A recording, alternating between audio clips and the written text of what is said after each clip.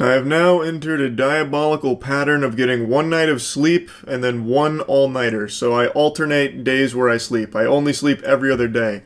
I'm a goddamn cryptid when it comes to sleep. And I know you're probably tired of hearing me yap about my insomnia. The reason I'm mentioning it now is because it's 6 a.m. I've obviously been up all night again. But the reason why I keep bringing it up is because it's kind of like Voldemort's name, where you gotta take away its power. So this is me calling out my insomnia, hoping that, you know, if enough time passes, I'll start to make some headway being able to sleep normally again. I'm also trying a bunch of, like, medication now. Not working, huh? It doesn't seem to be panning out all that well. I just spit everywhere.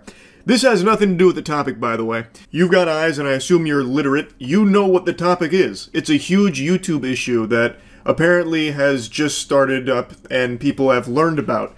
According to a bunch of YouTubers, there has been an abnormal drop in views on all of their channels, allegedly a site-wide decline in views, seemingly out of nowhere, and they've been doing a lot of exploring in the data, and they believe they've found the culprit. A YouTuber named DoucheTuber just posted a video explaining all of it and showing all of the data, which is apparently corroborated by a ton of other channels experiencing very similar circumstances. And I'll go ahead and address the obvious explanation that people are absolutely going to be like Poindextering, pushing up their glasses. Well, actually, this is the reason. They fell off. Like, that's going to be what most people typically default to. Like, there's probably no YouTube issue. These channels are probably just falling off or posting some lackluster content that people aren't interested in. Or you could easily just point to the time of year that it is, you know, back to school and all that. And that's not like some kind of fucking outlandish hypothesis that'll have you, you know, thrown into a padded cell at Arkham Asylum. Like, that sounds reasonable. But if you look at the data here, it's not really supported, because nothing changed in, like, the type of content and all of that until one day in particular, across the board on every channel. August 10th. That is Judgment Day for YouTube channels, where the views just got fucking smited, and it seems like something changed on the back end that has now led to this net decrease in views for pretty much every channel on the platform.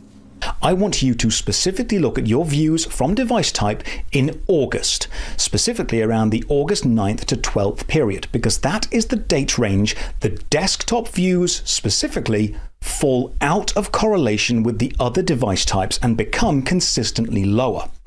12,000 per day drop to 6,000 per day over 4 days and then remain at that. The other channels I've asked to check their analytics also corroborated this same drop. August 10th shows a substantial and sustained reduction in views from desktop source only, while not showing a correlation reduction from other device types. This is why I said that explanation of, oh, it's just the time of year, or, oh, they must have just been posting cringe on main or some shit, just doesn't really work here. Because when you look at the analytics, the views stayed the same on device types, except for one, which doesn't make any sense if the explanation is they were making bad content, shit no one wanted to see. Because if that was the case, you would see a reduction in views on all device types there, not just a single isolated one. He is showing here that all the views maintain the same consistency on all devices except computer post-August 10th. So unmasking the Scooby-Doo villain here of less views, we get something pretty fishy where it seems like they must have changed something on the back end when it comes to computer desktop views specifically. Computer views on post-August 10th take a drastic decline, and they stay that way. They don't go back into the same pattern, the same correlation that they previously were.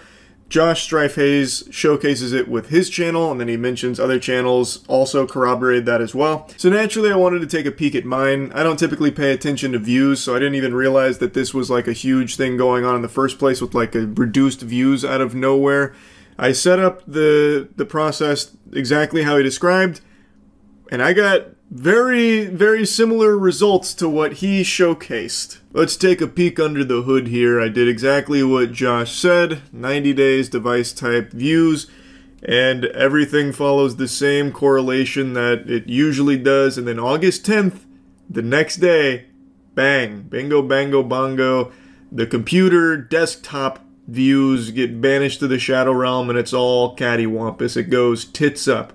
But I thought I never really look at this in the first place, so maybe this is just something where it kind of ebbs and flows, like maybe some stinkers get farted out from me and people don't want to see that, you know, it is what it is.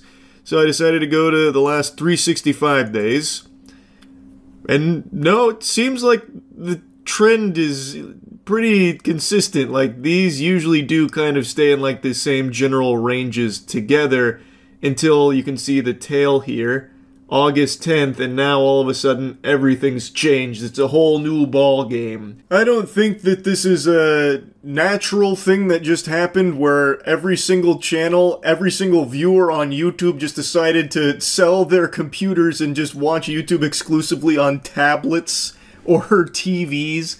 I'd be very surprised to hear about this mass exodus from PCs. Like, you know what? Time to hang up the RGB. I'm getting myself a fucking Kindle and I'm only gonna fucking read books and I'll watch YouTube on it.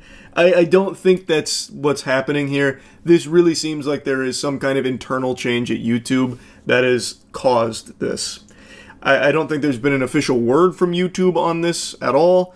Like, maybe it goes deeper than this, and maybe it has to do with, like, how bad the platforms become with the inshitifying of, like, the recommended section. Maybe they're changing how they, like, even feed viewers videos in the first place. Though, if that was the case, then you would still see a reduction in views on all device types, not just a single one. So that wouldn't really explain that. I don't know. It is very odd. It definitely smells of some horseradish. Now I can use specific videos I've released to show this switch again. If your channel is focused on shorts, follow this specific video by video comparison to see the correlation switch for yourself. And I can use videos from both restricted mode and normal mode to show that restricted mode probably has nothing to do with this. The last video before this August 10th switch happens. And my next video, Was It Good? Neverwinter Nights, Hordes of the Underdark, released on August 21st. And that was the first video ever on my channel to have a higher view count from mobile devices than from desktop PCs. Here is the complete graph showing every video I have ever released on the channel. The blue line is desktop views, the green is mobile. Desktop views have been consistently higher than mobile views within correlation, except from August 10th onwards. If we look at the last 90 days again, you can see the desktop view dip. Which is something you could see on my channel as well. He mentions that he doesn't believe restricted mode has any role to play in this, and the data that he presents here is very interesting. I think DoucheTuber has done a great job with this investigation here. He has narrowed in on the date and also the culprit, which is desktop views. What changed? Did they change the way they calculate the views, or did they change the way they even feed people videos on desktop? Like, maybe there's a chance if you're a desktop YouTube enthusiast, maybe you do not get the videos from the pages you subscribe to. Maybe YouTube just decides not to push them on desktop users. Who's really to say? But you can see in the data that that is where it is coming from. There is something that happened on August 10th that it seems like every single channel is experiencing.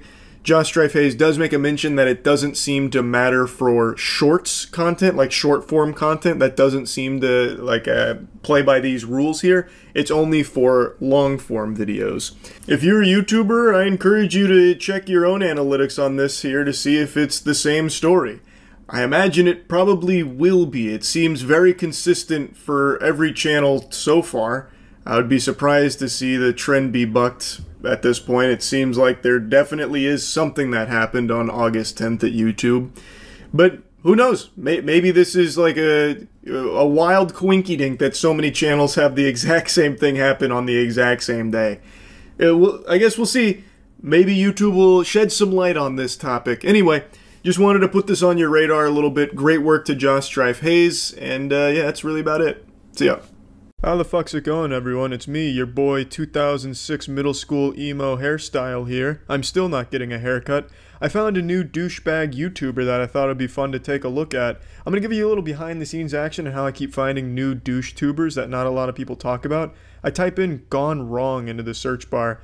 It's basically like a fucking complete compendium of douchebags on YouTube. You can find every single one of them there. It's like the old goddamn Yellow Pages, but on the YouTube site here. It's incredible what you can find by just typing in Gone Wrong. An incredible plethora of douchebags to choose from. So today I chose Nate Garner. This is his beat up prank where his girlfriend pretends she was beaten up to prank him.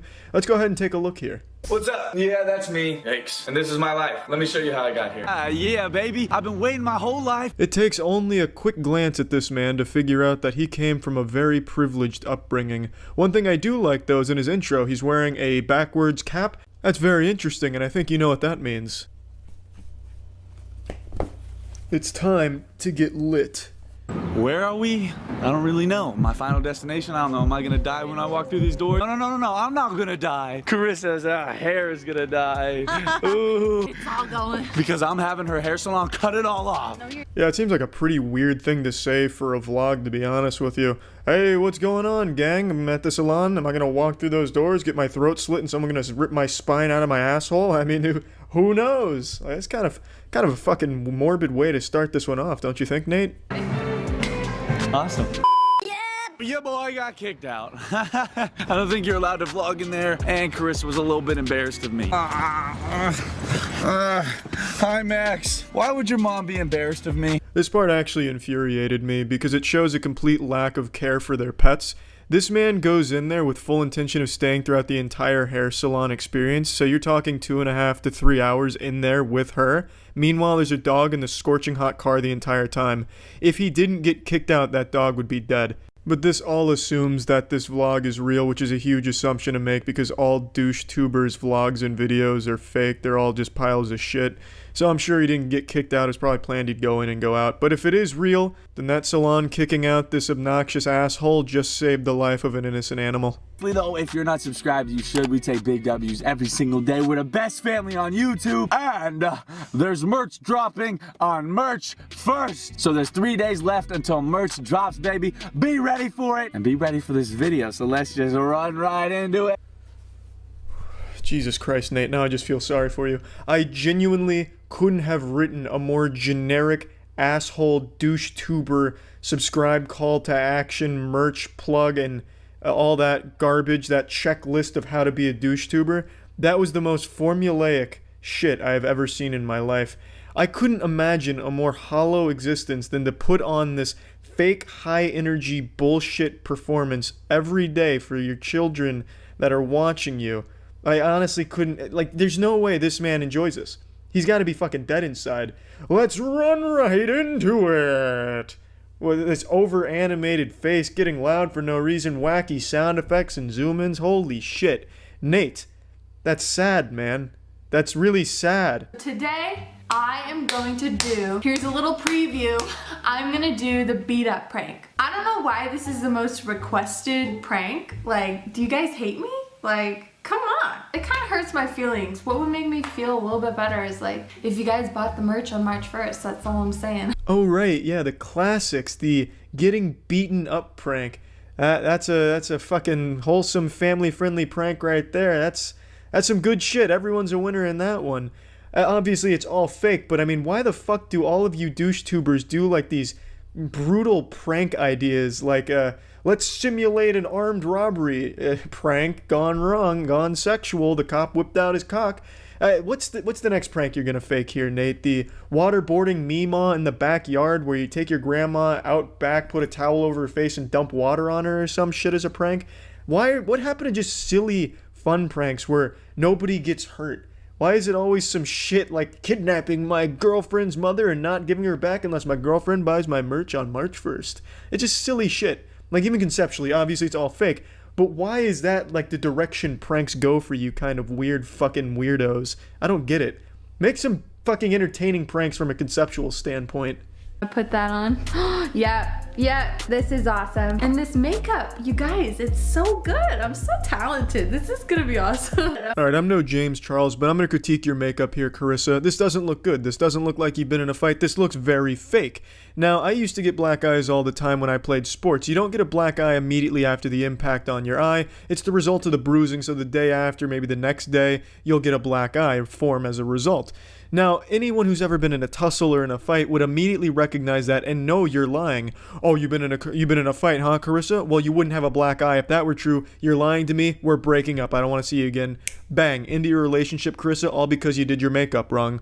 Now, I do think luck is on your side here, though, because your boyfriend looks like a giant pussy whose only conflict has ever been with his parents when they reduced his allowance from $5,000 a week to $2,000 a week because he was rude to the butlers and they wanted to teach him a lesson about discipline. So there's no way he would ever pick up on it, and obviously the prank's fake from the get-go anyway, but god damn it, I wanted to critique the makeup. Hey, are you home yet? Yeah, I just got back. Where are you? Okay, I'm walking back from the store and some guy is like, he looks really sketchy. He's been following me for a little bit now. Where? Where are you? I'm out front. I'm almost back to the apartment, but he's like, Well, just get in, hurry. Can you come out here? Solid acting so far, I'll definitely give it that. Very concerned boyfriend. Oh, you're being followed by a creepy stalker? Well, hey, just, can you hurry up, maybe? Have you thought of that one? Here and walk back with me, please. Where are you? Please, Where in the apartment? I'm out in the front and by the park, please. Just, why is there nobody? Just come, run. No, just hurry, please. Okay. Hurry.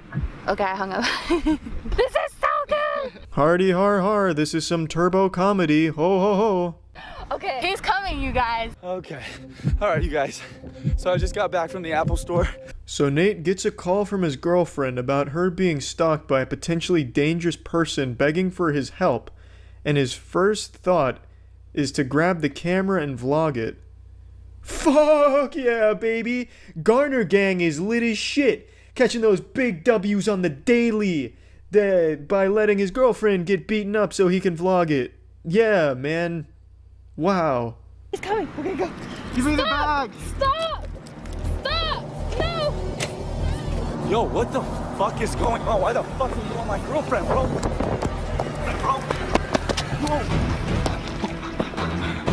Me! Are you okay? What happened to you? I'm okay. Your bag? Get my bag! No! He's tackling! Oh my god! It's a prank! Nate! Nate! Nate! It's a prank! It's a prank! What are you doing? It's a prank! What are you It's doing, a bro? prank! What the fuck are you Michael! doing? It's Michael! Oh It's just a prank! What the fuck are you guys doing? Michael, I haven't seen you in weeks. It's a happy ending once you realize it was just Michael under the mask, like the Scooby-Doo villain being demasked. Then it's a group hug in the shower, and the vlog goes on for 8 more minutes. I didn't watch any of it, because it doesn't get better than that prank right there.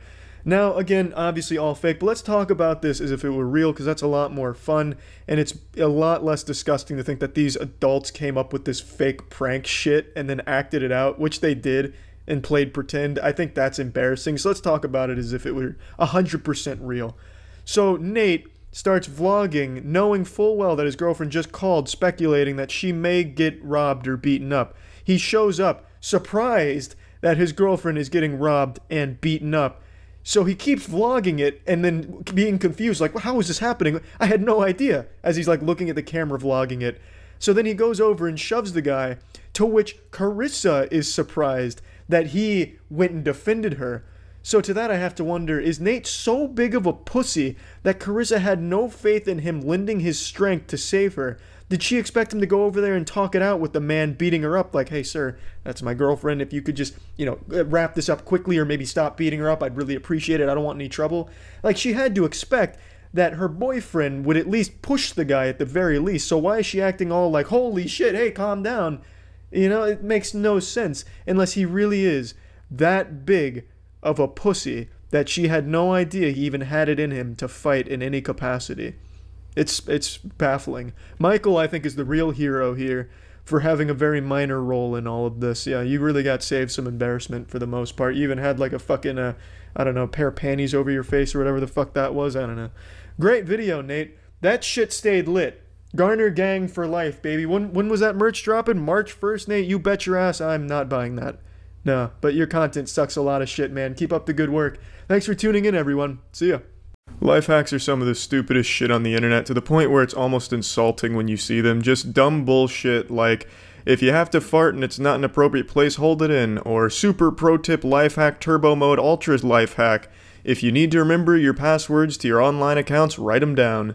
But I found a channel on YouTube that makes every other life hack look genuinely useful. It's an account called Mr. Gear who releases some of the most psychotic, dumb, unbelievably fucking ridiculous contraptions that he considers life hacks. So let's go ahead and take a look inside the mind of a lunatic here.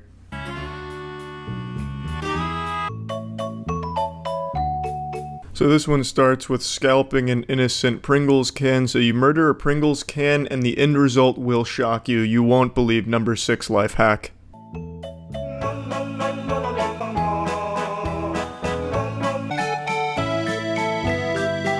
Bravo, Mr. Gear, a real MacGyver over here. The world's most repulsive pencil holder and or cup, depending on how you'd like to use it.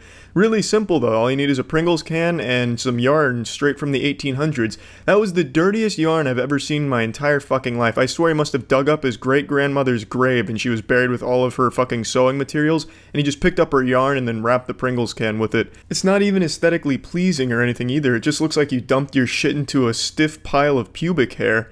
That looks like something that maybe George of the Jungle would have put on his school desk, or Tarzan. No one's gonna want that, and why do you even need 2 Pringles cans and cut them up? Why not just open the Pringles can and use that as the holder? It's the same effect.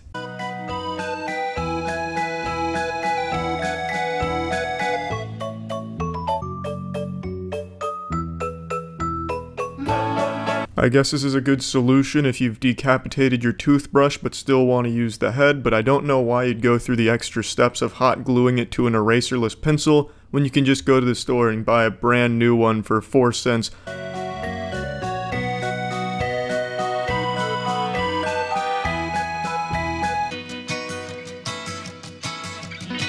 One thing you'll notice about Mr. Gear's unique life hacks is they predominantly consist of break shit and then glue that shit onto other shit. It's a vicious cycle of just glue shit, glue shit, glue shit, and then create the most disgusting product at the very end of the procedure, when you could have just bought something a lot cheaper and saved yourself a lot of trouble. This CD coaster being the perfect example. If you want to use it as a coaster, just use the CD, I guess. If you want to just throw away a Windows 98 instructional DVD, that's totally fine. Why go through the extra step of gluing clothespins that you broke onto it? It's fucking dumb. It doesn't make it look any better. It makes it look even stupider, somehow.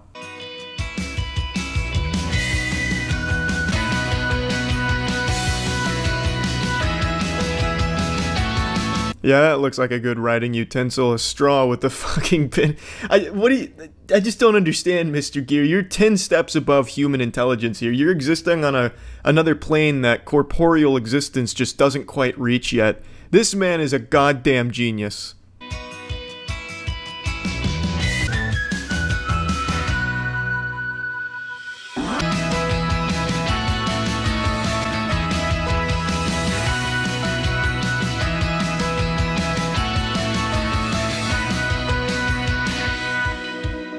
Science said it couldn't be done. Scientists said you couldn't turn a fork into a spoon. What do you call that, scientist? That's checkmate. David Blaine couldn't even turn a fork into a spoon. You know what Mr. Gear says to David Blaine? Suck his fuck, Mr. Blaine, because he has just turned a fork into a spoon. An amazing transmutation here, and he teaches everyone how to do it with a simple life hack. I also appreciate how he has a pretty hard cut on the back of his hand that you know he got while cutting up the Coke can, so don't nobody ever say Mr. Gear doesn't make sacrifices for his life hacks.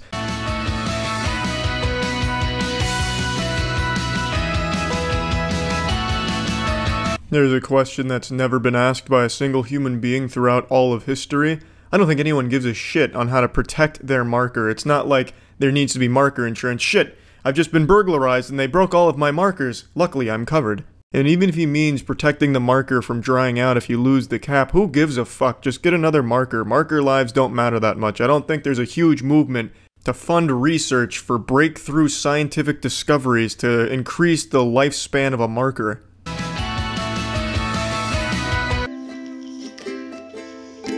I take it all back. That's a fucking great solution. Just wrap a balloon on it like a condom.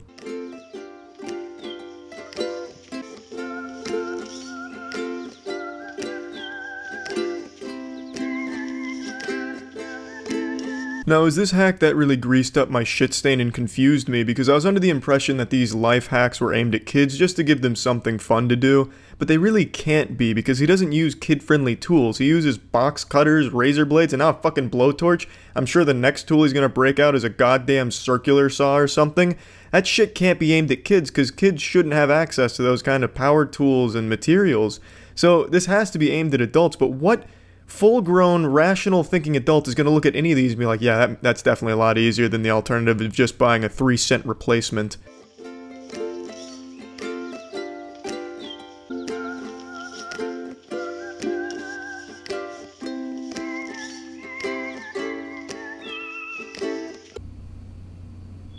If there is a single living, breathing human being that watched that and unironically thought to themselves, Eureka!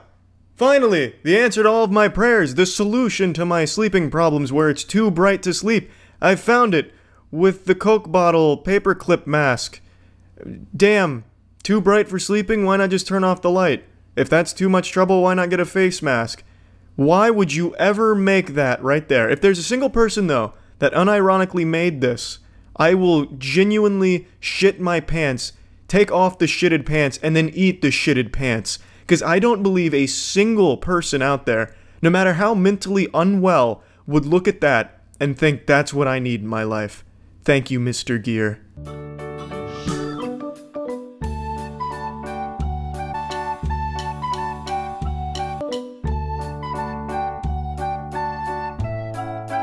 I don't know what the fuck this is. Maybe he made a little lemon titty. I have no idea what it's supposed to be. A modern art piece? I couldn't tell you. But god damn it, your life has been hacked.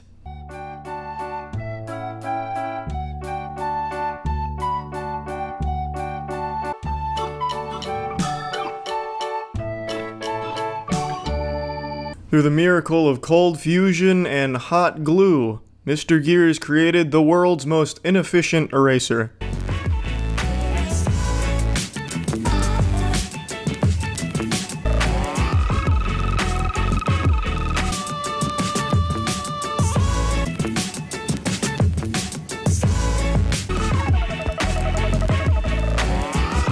What a beautiful double whammy to finish this video off from Mr. Gear. He gets you with the 1-2 punch. He makes a pencil sharpener that, well, it's just a pencil sharpener. And then he makes a flimsy plate holder that will 100% break your plates. Your life has been fucking changed. Thank you, Mr. Gear. I'll make sure to do all of these. Never. But god damn it, those are some real creative shit-ass life hacks. See ya. When you hear the word evil right now, you most likely picture someone who time skips in Animal Crossing. That seems to be the unforgivable sin on the internet at the moment, but I want to show you something truly deplorable and evil. There's a YouTuber that has made an entire career out of torturing and eating animals alive for their mukbang videos. First of all, mukbangs suck fuck. Sitting on your balls is less painful than watching a full mukbang video. They're absolutely terrible. And she takes it to the next level by making it something diabolical. I can already see in the comment section some of those tough guys, oh, what are you, some kind of pussy vegan? What, you can't handle watching some animals get killed and eaten? I have hit a fucking deer with my truck on the way home, got out, put a bullet in its skull, and then ate it when I got home. You vegan pussy. I get it, you're a real tough guy, for sure. I'm not a vegan and you don't need to be to find the shit she does cruel and just downright ridiculous and just disgusting. Her name is So Young and what she does on her channel is she buys sea creatures alive and then kills them in the slowest, most inhumane ways possible because she likes to watch them squirm around and put Facebook royalty-free music behind it as a joke. For example, with a squid in particular, she cuts the hood off and then sets the body down, and the body's still alive, the squid is still technically alive, and it's moving around trying to get the fuck away. She'll pour sauce on it and put some goofy music and make some stupid fucking jokes about it. It's terrible stuff. She treats it like it's a Nick Jr. cartoon, where she's making these, like, goofy sounds and goofy YouTuber faces, like, that's kind of fucking garbage. That's what she does as the creatures are clinging to the last ounce of life they have. And sometimes she doesn't bother to kill the creatures, like for octopus, she'll just eat them alive straight up. Now, I know there's a lot of people that argue, you know, are sea creatures even alive? You know, some of them don't have nervous systems, this and that. And yeah, there's a debate to be had there, I suppose, but the creatures she chooses to eat alive are the ones that are well documented in being very much aware and alive. For example, the octopus. Octopus are among the most intelligent creatures we have on the planet. They're up there with dolphins. They have a fully complex nervous system, brain. They have as many neurons as dogs do, and they process pain and information in much the same way a dog does. They're able to remember that kind of information as well. So how does she treat an octopus? Well, by devouring it alive as it tries its best to run the fuck away.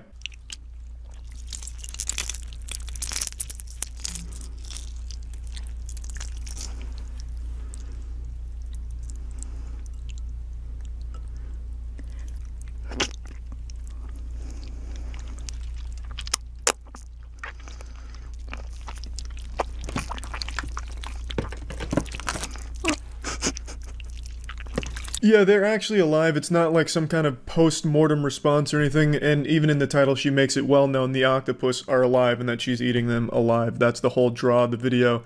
If you watch her channel, you watch this content and support it, you suck. You, like, objectively, you're a piece of shit and you have shitty taste. I guarantee I could find 1,000 scientific reports to corroborate that. It's a fact. You suck. And she is absolutely terrible. I don't even know how this content is allowed on YouTube. This absolutely falls under animal cruelty, by all definitions. Yes, again, there is a debate to be had about all sea creatures being equal in terms of what they can experience, what they can feel, and all that. I get it. But the creatures she chooses are the smartest fucking creatures in the sea. I'm honestly expecting sometime this week she'll release a eating dolphin alive video where she starts at the fucking butthole of the dolphin and just eats up.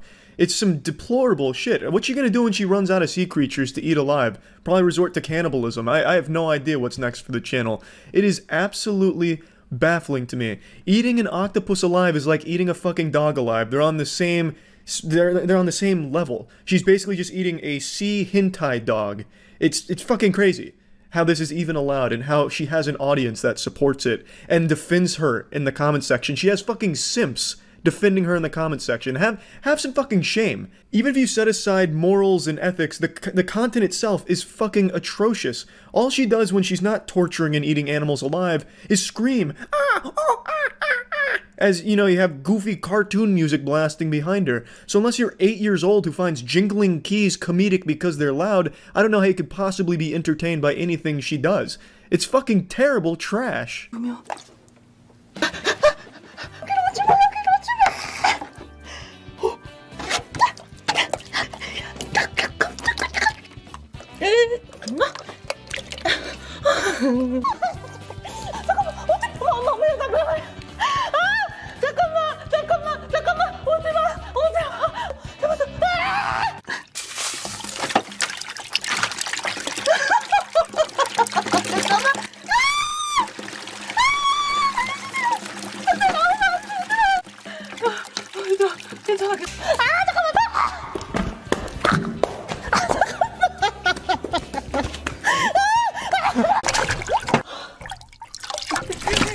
I think it's pretty clear she makes these videos aimed at a younger demographic. Children, you know, with all this goofy screaming and Facebook sound effect kind of shit. I don't think her target demographic is adults.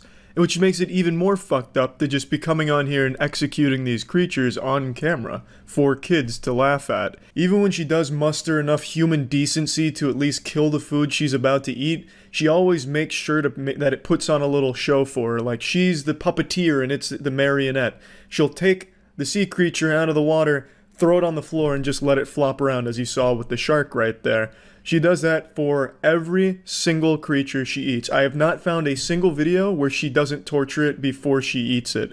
And yes, again, sometimes she does actually kill them, but a lot of times she just eats them alive. 구독, 좋아요 눌러주세요.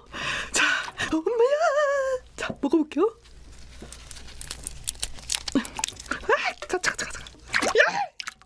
잠깐.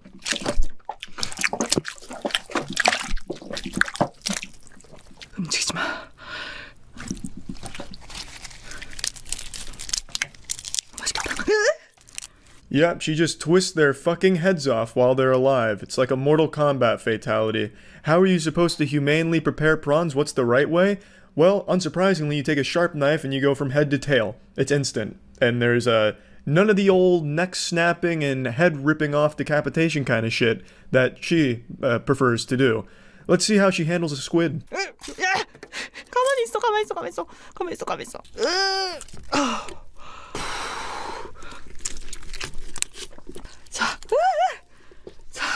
자, 일단 한 마리 손질.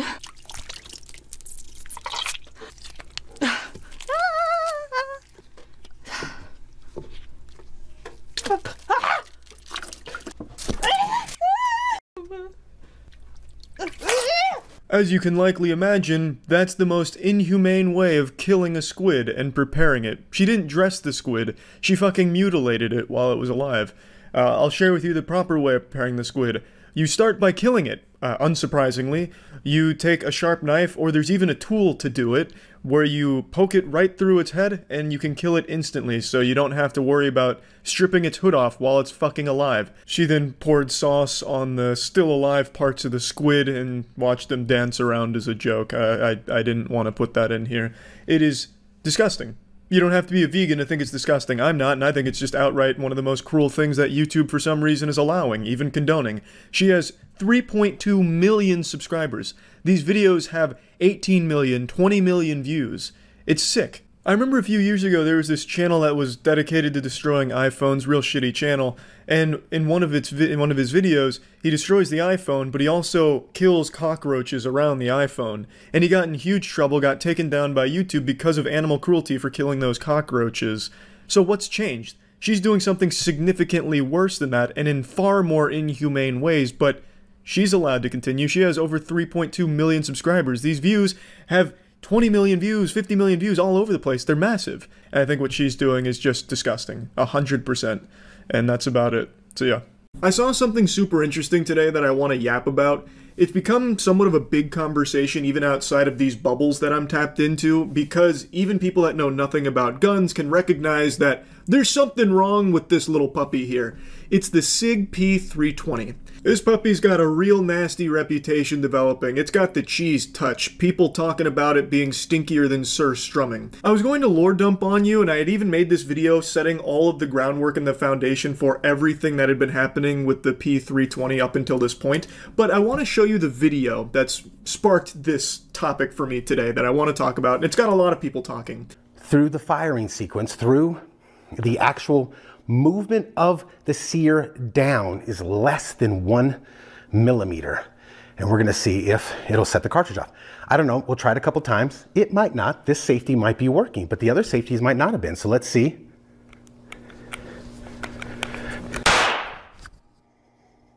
And if you touch the slide, let's see if we can touch the slide and get it to go off. We have it staged at 1 millimeter or less as measured on the table, so this is just a guesstimate.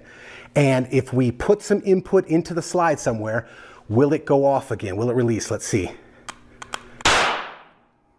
Now, without knowing any of the context for why he's doing this experiment in the first place, there's been a lot of confusion from people that don't know anything about the P320, wondering why he put a screw there. Why did he fucking MacGyver this handgun and make it fire by, you know, fondling the slide? There's a lot of people that clearly didn't watch the full video where he explains that, and they do not know about the P320's history and everything going on with that handgun in particular.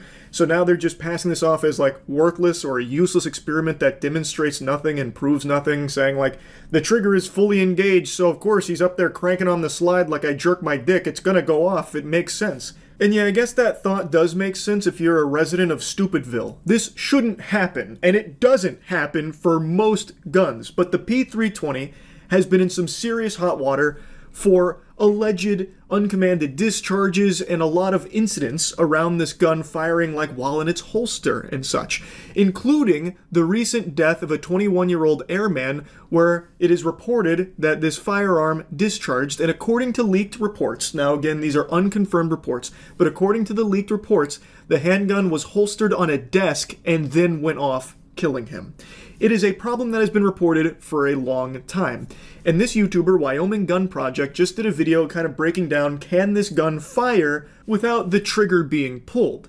And I think he did a beautiful job at demonstrating that, and we'll get into the screw and the millimeter that he's talking about there in a moment, but I want you to understand that this is a big problem. And the company themselves said under no circumstances can this gun fire without a trigger pull, yet it is provable and repeatable that it indeed can. There's even been a push to stop using this weapon in an official capacity due to how dangerous it could be. It's a widely reported problem, apparently linked to more than 100 incidents since 2016 with at least 80 injuries. Even in my neck of the woods here in Tampa, an officer in 2020 had the weapon fire while in his jacket while he was adjusting it. So dude up here just like fucking popping his collar on the jacket or something, fires the handgun, which reportedly shattered his ankle. There are tons of cases that have been reported, and SIG has actually filed a lawsuit trying to like reverse the ban on this weapon from law enforcement, which I think is a horrible look from SIG, by the way. This is just a big safety concern across the board, and it's something that's been talked about quite a bit for a while now. But yesterday, this video came out from Wyoming Gun Project, and now I just really want to talk about it today because I think it is so interesting and pretty scary. Basically, we were able to input a millimeter or less of downward movement on the sear and get this slide. By manipulating the slide, we were able to get it to go off and actually fire a primed case 5 times in a row. That's the whole experiment here in a nutshell. Inputting a millimeter or less of downward movement on the trigger past the pre-travel, and then manipulating the slide in any way. It didn't have to be like hands, by the way. Like the real world application would be if for some reason that trigger was engaged a millimeter or less past the pre-travel, and then you put it in your holster, it would go off. That is answering the question that people have wanted an answer to for a while. How could the P320 fire uncommanded? And his experiment aimed to try and solve that, to figure out how it could happen. Now, this isn't some like really wacky specific set of circumstances that are just astronomical odds of happening. Like, this isn't unfathomable. A millimeter? That's nothing. That's like the size of Ant-Man's erect nipples when he shrinks himself down to an atomic size.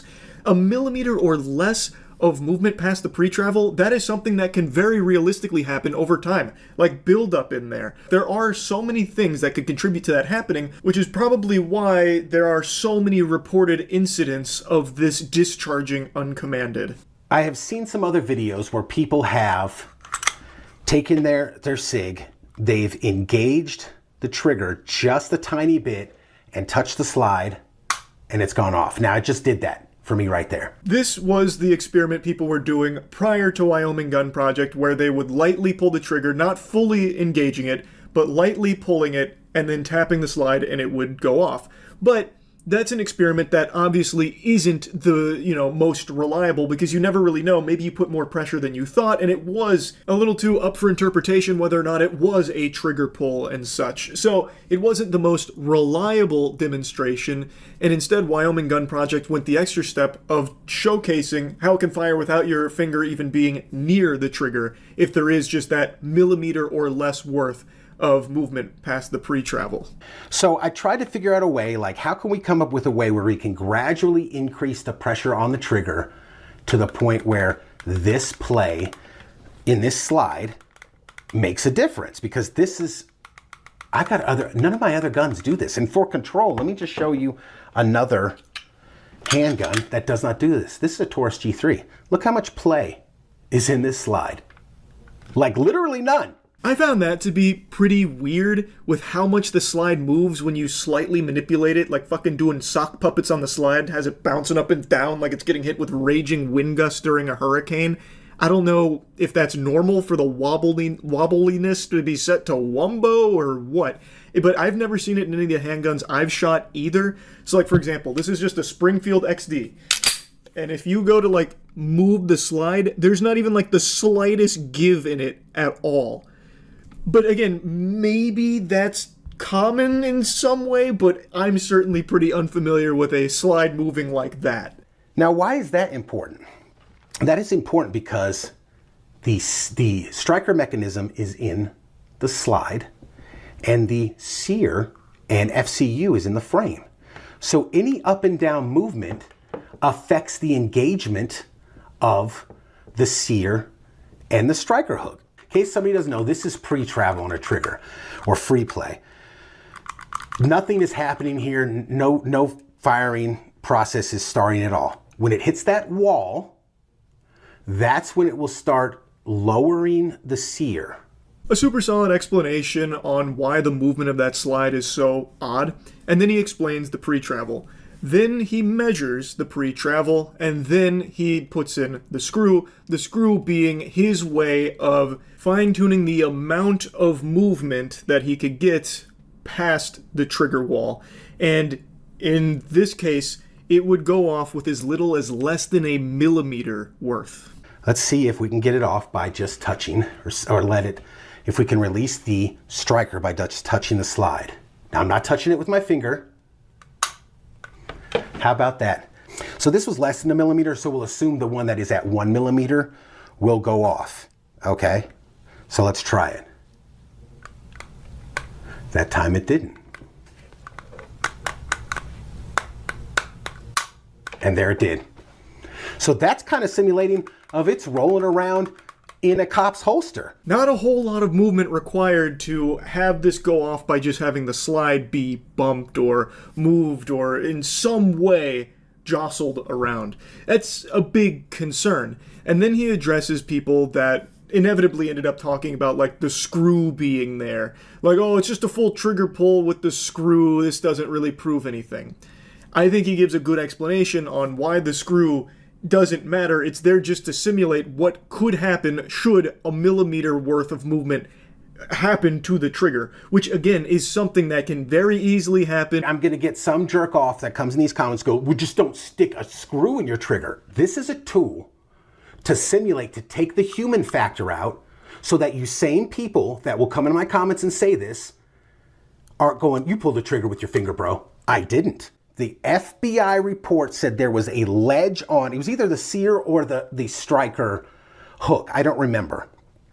And you pulled the trigger a little bit, less than a millimeter, less than 1 millimeter.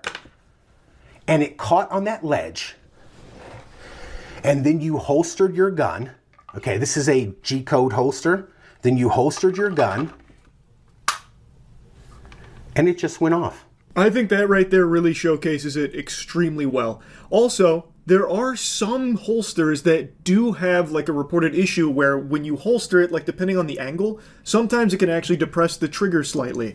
So if you happen to have one of those holsters and happen to put it in at that angle, and the SIG P320, the trigger gets depressed a little bit, a millimeter past the pre-travel, it could just go off in your holster. Like, that is an issue. Let me see if I can set this on the desk and bang the desk and see if it'll, now the camera's gonna shake, so.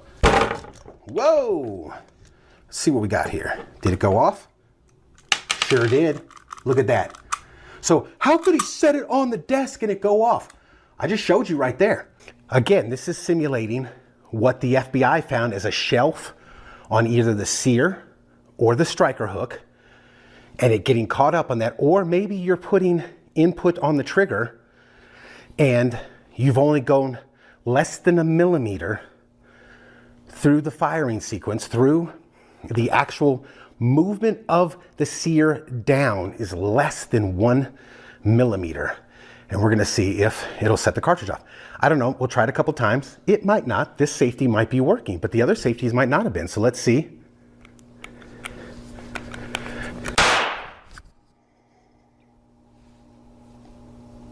It is pretty crazy to see the desk demonstration there with just how little has to be exerted on it for it to discharge once there is that teensy tiny tiddlywink of movement past the trigger wall. Now, of course, I don't think this is going to happen all the time to every P320 out there, but the fact that it can happen at all is concerning. It is clearly an issue based on the numerous reported incidents, all of these alleged incidents with this weapon.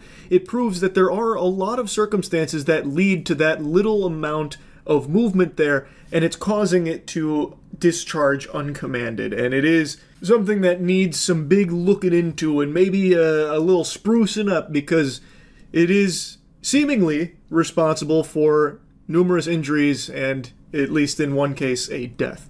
So I just found this to just be an interesting topic and a really great video from Wyoming Gun Project. Again, I recommend you check out the full thing. That's really about it. See ya. In the wild and wacky, deranged world of family sports, there is no end to the lunacy. I'm talking about novelty sports games for the whole family to not enjoy but pretend they enjoy together. I'm talking about things like horseshoe tossing and croquet. Today we'll be diving into this uninspired and unfun cesspool of activities with one of the worst ones I've seen called marbles. Outdoor games are a family tradition, but many keep you stuck in one spot, or can even leave you with a real pain in the back. That's always an important selling point in these products. You know, it's good for all ages. It's not painful for anyone, from the biggest bodybuilders to the most frail, glass-boned, paper-skinned people on the planet. Anyone can play them, and no one will have fun with them. However, in marbles' case, I don't see it being like a healthy alternative for people with bad backs or joints. They show this alpha male straining his back throwing a horseshoe, which I don't attribute to the horseshoe's weight or anything like that, unless that horseshoe is made from parts of Thor's hammer and it's just 500 fucking pounds. It's really the bending forward motion that would be hurting his back, which you still have to do with marbles, so it's just the same thing but with a ball instead of a horseshoe. Instead, how about you open a bag of fun with marbles? Designed for all ages and abilities, marbles is a fun outdoor family game that's perfect for all ages, similar to lawn bowling. And just as fucking boring as lawn bowling. Notice how the man with the bad back who just threw himself into the hospital with the horseshoe is now doing the exact same throwing motion but with a ball this time. A horseshoe doesn't weigh very much. I think they weigh like a pound, maybe 2. Granted, I'm not the most seasoned veteran when it comes to horseshoe throwing. I'm not over there fucking my sister in Alabama and playing horseshoes at Thanksgiving. But from the limited exposure I've had in that sport, I've noticed that they're not very heavy even when I was a toddler. So I don't think it's the weight, it's the throwing motion, which is the same from marbles to horseshoes to cornhole. Marbles doesn't require a dedicated court or setup. To play, start by tossing the point ball underhand. Then alternate turns throwing the balls, trying to get them the closest to the point ball. After all marbles are thrown, the player closest to the point ball scores. Now be honest, I know you're foaming at the mouth, scratching at the neck, needing your marbles fixed after hearing how this exhilarating sport functions. Fucking digging through your mom's purse looking for a credit card so you can order some marbles now. Looking into your bank statement, seeing if you can afford a bag of marbles. I know this shit sounds thrilling. And also, it can be used with literally anything in the world. It doesn't have to be marbles balls. You can just grab fucking tennis balls and just designate one with like a Sharpie as the point ball. Not that I'm trying to teach you how to pirate marbles or, you know, do-it-yourself marbles or anything. I'm not trying to give you like knockoff marbles. I'm just telling you, there are workarounds here, loopholes to getting your marbles fixed without needing to get the official licensed brand of marble balls. But I don't know why you would do that. This looks so fucking boring. It'd be more fun wiping your ass with a bad case of hemorrhoids than playing marbles. Whether you're at the beach, campground, tailgating, or in your backyard, marbles will brighten up your day and get everyone excited to play. It will not do that. What marbles most likely will do is act as a band-aid for a shitty family relationship where the father, the son, the wife, and the daughter, they're not all on the same page. All of them not exactly fans of each other, but maybe once a week, maybe every Friday, the father forces the family to play marbles in the backyard to try and bond, but it only makes them drift further apart. Marbles is also just a horrible fucking name. It sounds like Leif Erikson Day from SpongeBob. Hinga-dinga-durgan, marbles, SpongeBob, marbles. Unlike bocce, marbles are light, buoyant, more dynamic, and can be played almost anywhere. In fact, using the terrain to your advantage is half the fun. Ladies, I know that trick shot just made you wet, but please calm down your thirst. That marbles expert is taken. Each set of marbles comes in a heavy-duty toteable canvas bag with the instructions printed right on it. Ah, there it is. The Holy Scripture, the 10 Commandments of marble. Each marble set contains balls for 2 individual players or teams. Marbles are a hit wherever I take them. I bring them out at family reunions, when the grandkids come over. They're easy to play with and will give us memories that'll last a lifetime. Now this is actually a very powerful testimony. Unless you're living under a rock, then you're probably familiar with the legend Chip G, Hall of Fame marbler. Often referred to as the bad boy of marbles, he was rumored to have performed cunnilingus on over 20 women at the retirement home where the last marbles championship was held. So him coming out here saying how much he loves marbles, that is something not to be taken lightly. But I do have to say, I think Chip is being a little too pretentious here. Marbles aren't exactly going to give you memories to last a lifetime, unless you're playing strip marbles with your family and grandma loses and her fat, flabby titties come out and you're still like 9 years old. Then maybe that'll stick with you for the rest of your life, and marbles is definitely going to be a negative thing to you from now on. Marbles' lightweight design ensures that they're gentle on your joints and shoulders, and much easier to transport than cornhole, bocce, or horseshoes. Perfect for RVs, car trips, tailgating, and more. And if you're traveling with any of those games, you're already no fun to be around, so you might as well add marbles to that. They even make a great gift. Marbles, open a bag of fun. So call now to get your set of marbles today for just $49.95, only through this exclusive TV offer. That's a fucking ton for just some little light balls. When I first heard that number, I was blown away. $50 for what is essentially just 7 balls that any balls could be used for? That's a bit insulting, but who am I to question the marbles brand? That shit's probably made out of unicorn hide. But yeah, anyway, maybe I'm wrong and this will be the next huge sport. You know, right now we're in an esports craze where all kids growing up want to be professional gamers. Maybe in like 5-10 years, kids growing up are going to want to be professional marblers. But only time will tell. That's it. So yeah. It's about to get fucking scary. So call your mother for a warm glass of milk, put on your trench coat, your studded bracelet, and your sunglasses, because I'm taking your ass to the dark side of speedrunning. This is where the edge meets the edge. It's time for you to meet speedrunning's most feared and powerful supervillain, Penguinz0 Entertainment. This monster, nay, this fiend, no, this demon, spawned from the most unlikely game I could have ever imagined. He fucking runs The Incredibles Rise of the Underminer, which seems to be the most boring speedrunning game in existence, and there's only like 3 total runners. But this guy has made enemies out of all 3 of them and the entire speedrunning community because I'll just go ahead and show you. So he posted this video about the world record, which has been obsoleted, which is a fucking amazing word. Obsoleted sounds like some type of cheesy action movie one-liner, like Jason Statham is a clone who's fighting another clone. He's about to execute him, and he says, "You've been obsoleted, bitch," and then puts like a fat one right in between his eyes. But anyway, he posts this video, and the video is just him showing fragments of his run, because he didn't want to disclose any of his strategies he used for his so-called world record that he has no proof for. He didn't want to reveal his state-of-the-art secrets, his Shaolin training. He didn't want anyone to know how he would pull it off, so he just shows fragments from the run. Now, be warned, if you haven't played The Incredibles Rise of the Underminer game yet, there are some minor spoilers here. The biggest spoiler you're going to see is that the game fucking sucks. The game looks like ass. This looks like the most boring speedrunning game I could have ever imagined.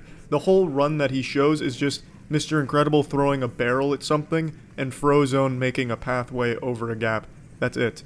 So that's the speedrunning here. Wahoo! Now let's turn our attention to the Jumbotron and read the description here. Full video was uploaded on my channel a few months ago and 46 people seen it. One user even left comment nice. Well, tickle my butthole and then put a fist in it. Who the fuck had the audacity to leave that kind of comment on a Penguinz0 Entertainment video? Who do they think they are? The gall of that man to say, nice. Disgusting. After I make sure that this video was watched by one speedrunner, I blocked it so he won't learn any tactics and strategies from me, but at the same time he knows that the world record belongs to me because he's seen video. And here you can see some fragments of my godlike speedrun. It was officially the smoothest speedrun I ever had in my life. Well, not to, far be it for me to question your righteous holiness, Penguinz0 Entertainment, but since there's no proof of it, it's quite the opposite of official. Good luck beating that time, you can't. Another important thing to say is that this speedrun is obsoleted due to me finding new tactics, strategies, and skips, but even then it's still a world record and will definitely stay that way forever. Also, his dad works for Bungie and will ban you from Minecraft if you say otherwise. You know, I have to take him at his word here because he seems like a pretty trustworthy, insane guy to me. Although there are some hints that he's a bit greedy here, like some type of fucking leprechaun hoarding the pot of gold at the end of the rainbow. But here, instead of a pot of gold, it's a pile of dog shit. It's the Rise of the Underminer speedrun time. I couldn't pay someone enough money to give me a fake compliment congratulating me for having the world record on that game. Mr. Rogers would laugh at me and insult me, spit on my face if I told him I had the world record in this game. No one gives a shit about it, except for this guy, apparently. This man wears it like a fucking Boy Scout badge, like a Pokemon gym badge on his sleeve. Now let's see what Gaming0 Entertainment has to say to the blasphemers that are questioning the authenticity of his run, and also his attitude about the whole thing. Now there is no comment that he will not reply to. This man is the fucking gladiator here. He's the champion of this Roman Colosseum, and he is gonna fight anyone that says anything to him. So let's go ahead and start with this one. So, is that it? No more idiots from Reddit, redacted, Goblin Land want to visit this awesome place? Make no mistake, this place does seem awesome. Pff, weaklings. I knew you just have no balls. Pathetic. Come on, girls. I know you can do more. Oh well. I didn't expect too much from you anyway. See, here comes his supervillain monologue right here, kind of goading him on like, yeah, who else wants to challenge the divine ruler of incredible speedrunning? One brave warrior chimes in, holy fuck, LMAO, imagine being so mentally ill. Calling out Gaming0 Entertainment right to his face, and you know what he gets? Annihilated. Gaming0 Entertainment fires back with a zinger. Damn, indeed. It's like looking at the mirror. Damn. Fucking roasted. There was no mercy there. No survivors. Gaming0 Entertainment claimed another soul. The argument between GZE, Gaming0 Entertainment, and Brad continues into the second season of the anime. He says, too bad you'll never know the highly optimized strats that I achieved after hours of top-level play because I'm the best. Gaming0 Entertainment says, nope, still not good enough, try harder. But then Gaming0 Entertainment starts feeding. I'm growing stronger. More. He's becoming a Dragon Ball Z bad guy. He continues to power up. Yes, free energy. Give it. Give me all your energy. I have the power. My god. It's all over for the human race. Gaming0 Entertainment's about to swallow us up. We will all be his slaves. It's his world, we're just jerking off in it. Gaming0 Entertainment is becoming too powerful, feeding off too much YouTube comment energy. And he just continues this shit in the comment section. But what I wanted to show you is speedrunning can get very intense, but you will never find anything more intense than The Incredibles' Rise of the Underminer. Gaming0 Entertainment is a goddamn mountain of masculinity, an unstoppable force of nature in incredible speedrunning, and we haven't even seen his most highly optimized strats that he is still keeping under lock and key in the vault at Fort Knox. Pray he never released that footage. We, as a species, couldn't handle his Rise of the Underminer strats. Godspeed to all speedrunners out there that dare attempt incredible speedrunning with Gaming0 Entertainment still on the prowl. But yeah, I mean, here's the whole situation. There it is. This is how dark and extreme speedrunning can get. So yeah.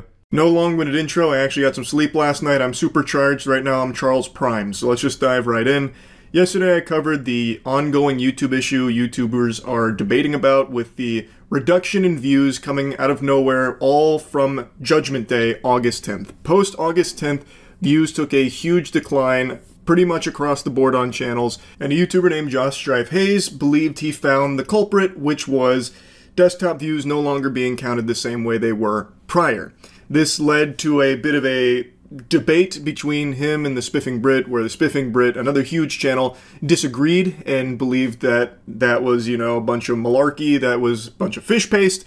JoshDriveHaze made a follow-up where he believed he uncovered even more evidence to support his hypothesis and believes he knows exactly the direct root cause, which is monetized views on YouTube not changing, but any views that use ad block were no longer being counted, which is why all the desktop views for channels across the platform were down for the most part, but revenue stayed the same. And to get into the spaghetti and the meatballs, he is 100% right, I believe. I shared that video with people smarter than me who ended up sharing that with YouTube directly.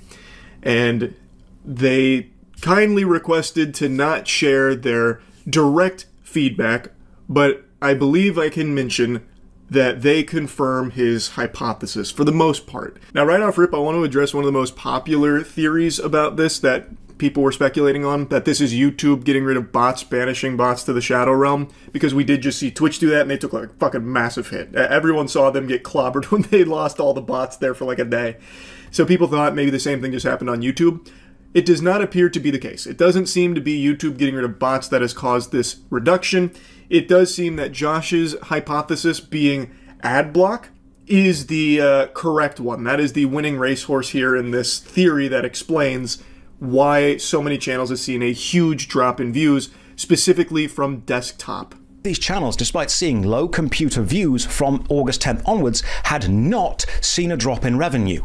And I think that was the key, because that means it's likely to do with unmonetized views or ad block. However, when YouTube is watched through an ad blocker, these adverts don't play. The ad revenue isn't generated, which is bad for YouTube. On screen now is an article showing a previous clash between YouTube and ad blockers written in January 16th, 2024, referencing the November slowdown of 2023, where a change to ad blocker, not YouTube, was the culprit for the slowdown. So YouTube and ad blockers have been in an arms race for a while now, with YouTube wanting to ban ad blockers, even recently making the 3-strike system. You may have experienced it yourself. Josh is right on the money. He pinned the tail on the donkey. That was the key. That was the chemical X to the Powerpuff Girls formula here. The relationship between the decrease in views having no effect on the creator's revenue, it did help him get into the actual problem. And that was YouTube's calculating of unmonetized views must have changed on August 10th, because that's where it happens the next day. You can literally see it across so many channels' data. I think it's pretty obvious that something happened on August 10th, but we don't know what the cause is exactly yet. You know, what was the reason? In the words of Hoobastank, maybe the reason is you. The thing is, based on Josh Strife-Hayes' theory, and now the whispers from the back end, I think I can confidently say with a high level of certainty that the reason is the interaction between content blockers and YouTube has changed, most likely from an update that was on or around August 10th. From what I'm hearing, it was most likely on the ad block side, where what they use in their protocol, what they use in their list, what they changed had the side effect of that data no longer registering with YouTube's backend, so they never even received the signal in the first place, which is why those views weren't recorded. But since they were ad blocked views anyway, they weren't monetized, thus the creator revenue wasn't impacted. And it also explains why all of the other device types, the views don't go down because it hasn't changed. On desktop, on your computer, you are more likely to have ad blocks installed. Also, it does explain why some creators didn't see a big reduction in views. If they are mainly creating shorts content, which most people watch while taking a shit or whatever on their phone, or if the content is catered towards a younger audience, kids aren't as likely to have an ad block installed. So some of the channels that I've seen talk about how they haven't seen any hit to their desktop views post August 10th, their demographic is skewed much younger. So these kids are most likely not having an ad block installed, so their views are still monetized, thus calculated the same. It explains why long-form videos that have an older audience are now much lower because of the presence of an ad block. It is a pretty watertight theory, and like I mentioned, this has made its way to YouTube. The lost views were not monetized views, because if they were, we would have seen a reduction in revenue, which we didn't. But there's a third aspect to this. YouTube have claimed they have not changed how long-form views are recorded, and I think they are telling the truth. They haven't changed how they show the data they receive, which leads me to two possible conclusions. Either a huge amount of computer viewers all decided on August 10th to collectively stop watching a huge amount of channels all at once, which I think is remarkably unlikely.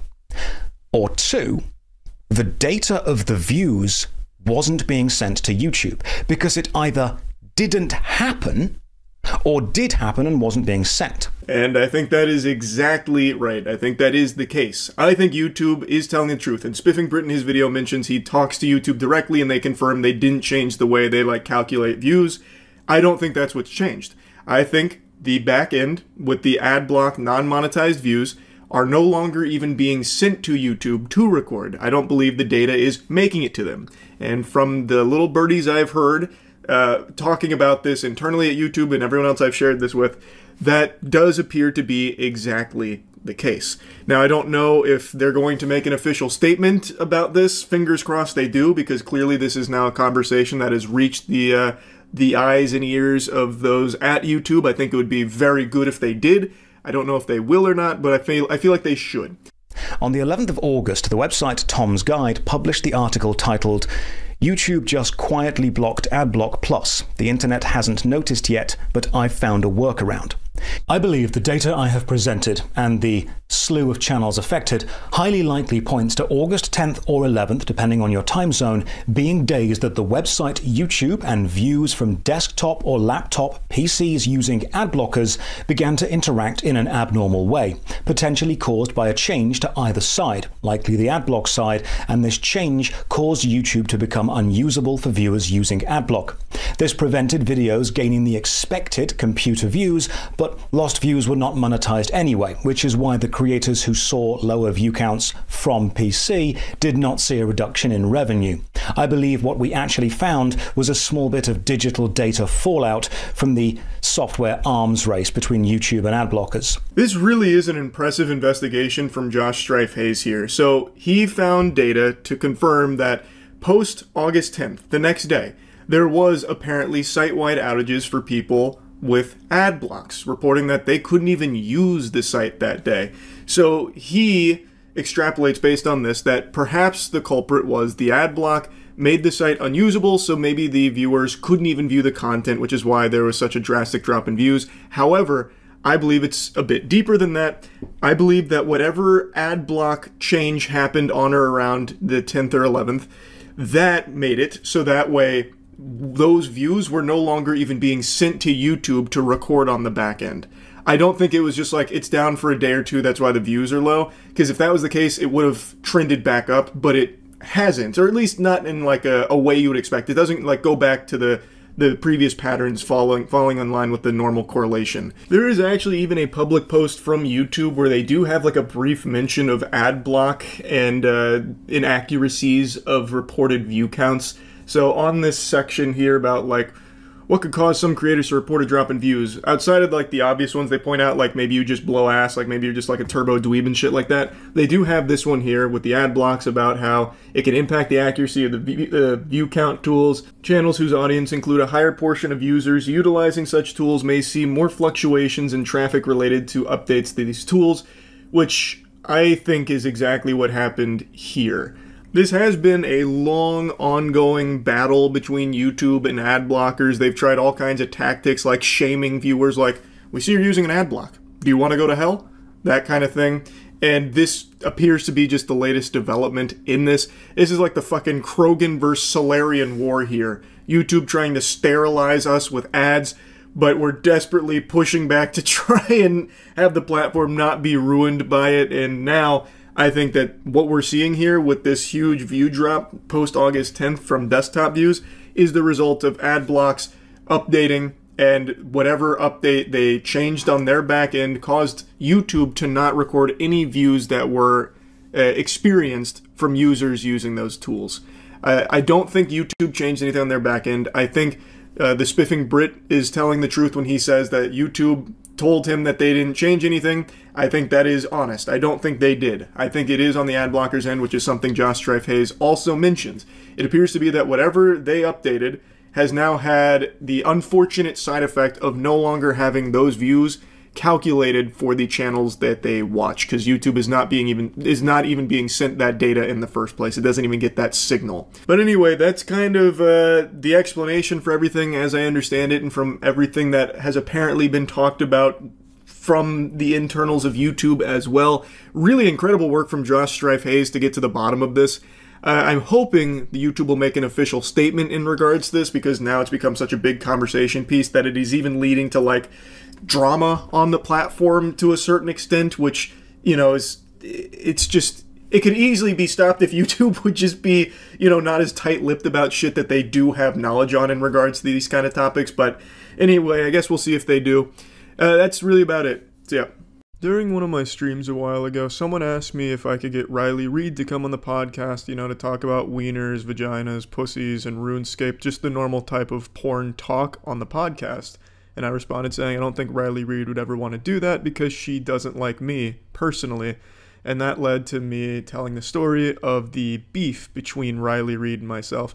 Beef being the wrong word, but for lack of a better term, the bad blood between us. Although this was a while ago, so I'm sure she probably doesn't remember or just doesn't care anymore. But now, ever since I told that story on a stream, people are constantly asking me during streams to tell the story again. And it's kind of cute, kind of like, you know, a kid asking their grandfather who fought in Vietnam to tell them war stories that they've heard a million times from him, except in my case, the only war I fought was on the shores of Riley Reid's butthole. So I figured I'd make a video dedicated to telling the story.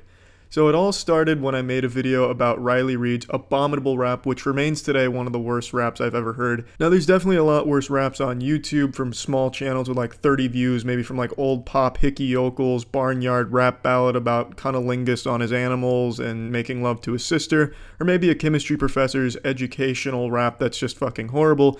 But those aren't fully produced raps. Those are all very amateur attempts at it, so I don't really count those as actual raps. Riley Reid had a team behind her and fully produced, so it was a genuine attempt at it, and it was fucking horrible. The worst I'd heard in that department. So I stand by that. I stand by that analysis. On the moist meter, that'd be a 5%. Now, when I published the video, I was made aware she wasn't too happy with my critique of her song here.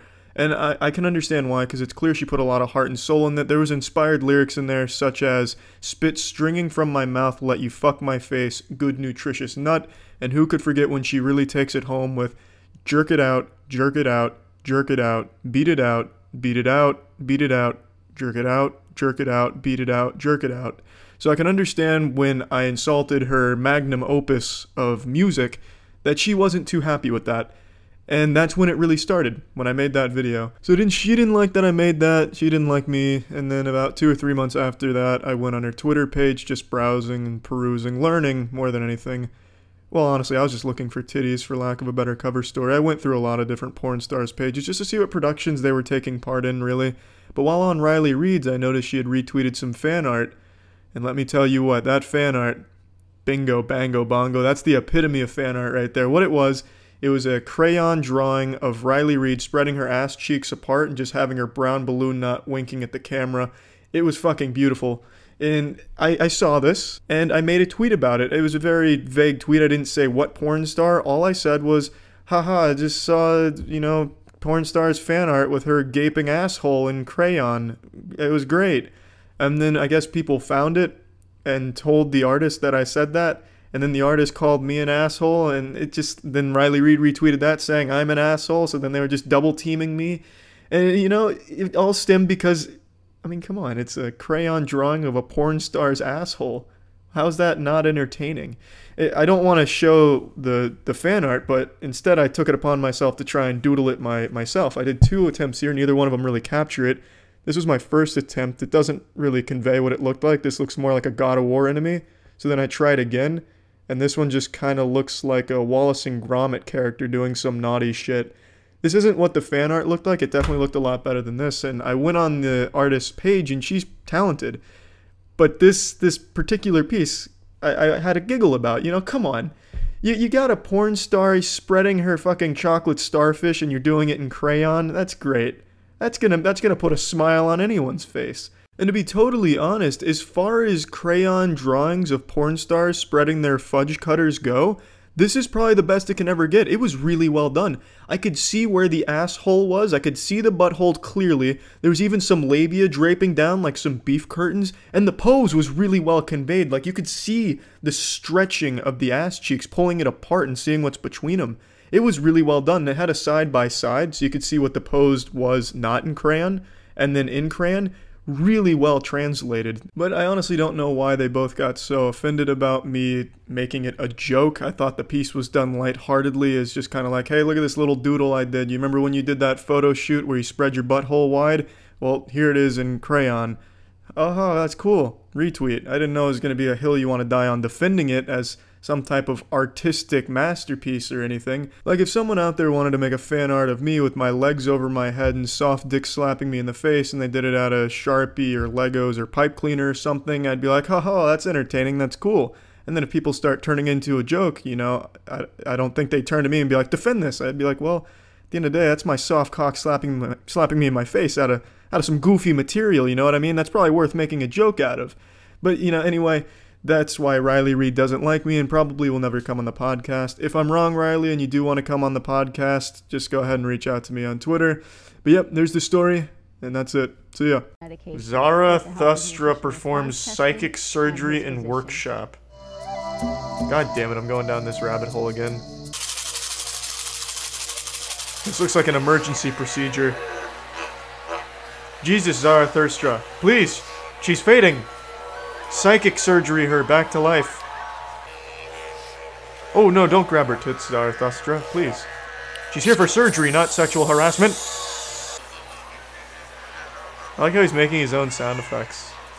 It adds to it.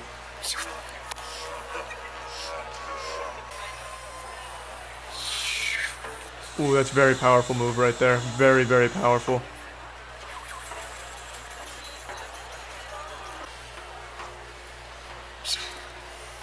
Oh, that's a big one. That's a lot of anxiety he just took out of her. She's about to undo her dreads. Oh, yes, very important. Gotta suckle the milk out of the tits. Looking good. Honk it, twist it, but be gentle. It's surgery after all, psychic surgery.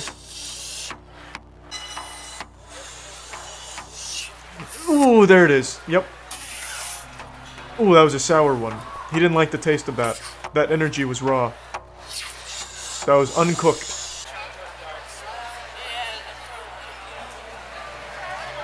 Yeah, so I motorboated you. What about it? What do you mean sexual harassment? It was surgery. Zarathustra's Magic Wednesday in Norway. That is the sound of magic, yes.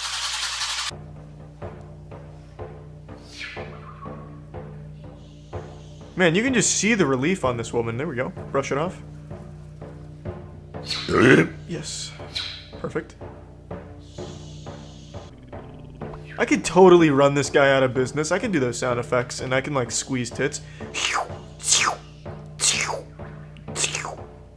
It'll be the new Zarathustra. Oh, he's getting real angry. That's some bad energy in there. Oh, he's getting aggressive. That top is coming off one way or the other, lady.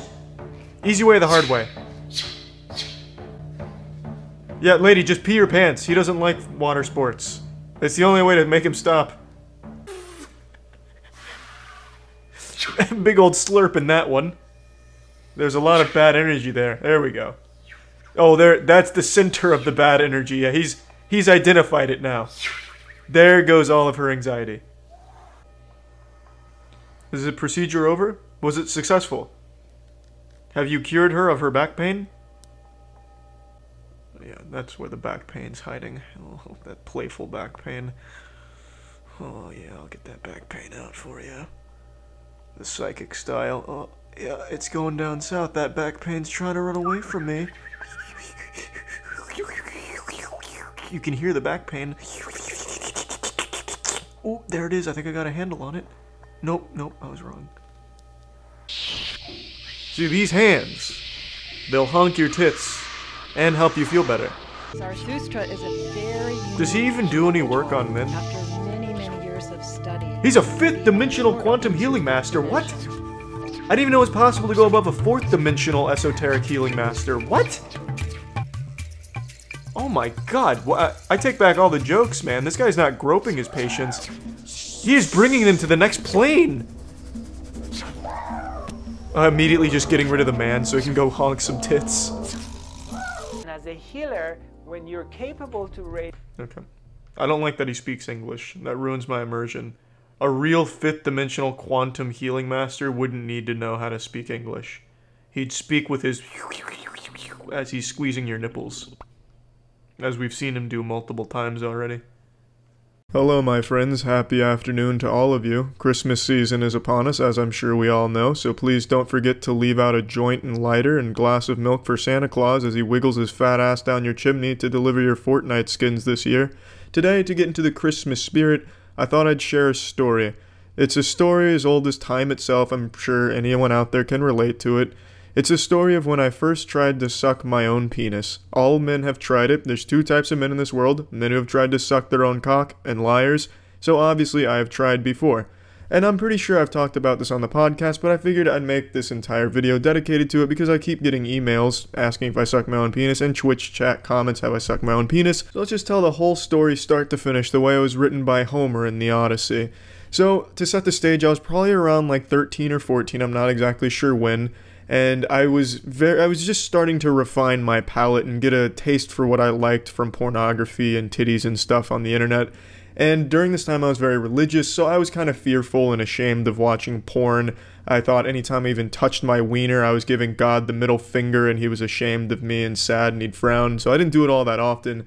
But occasionally the mood would strike me right and I'd Google image search for boobies and butts and vaginas and, you know, get very excited looking at these things, you know, give it 2 thumbs up and sometimes even save it to favorites on my folder. But anyway, one particular evening, I was extremely horny. I was Googling boobies left and right. I was like fucking Professor Xavier jacking into Cerebro. I was looking at boobies all over the place. I could see them all over the internet. And man, I was just really fucking feeling myself. I didn't jerk off or anything though, because like I said, I thought jerking off was a bit too far in the eyes of Christianity, and Google Images was tame enough where, you know, I'd be forgiven. So I was looking at these images, and I eventually said, you know, this is enough.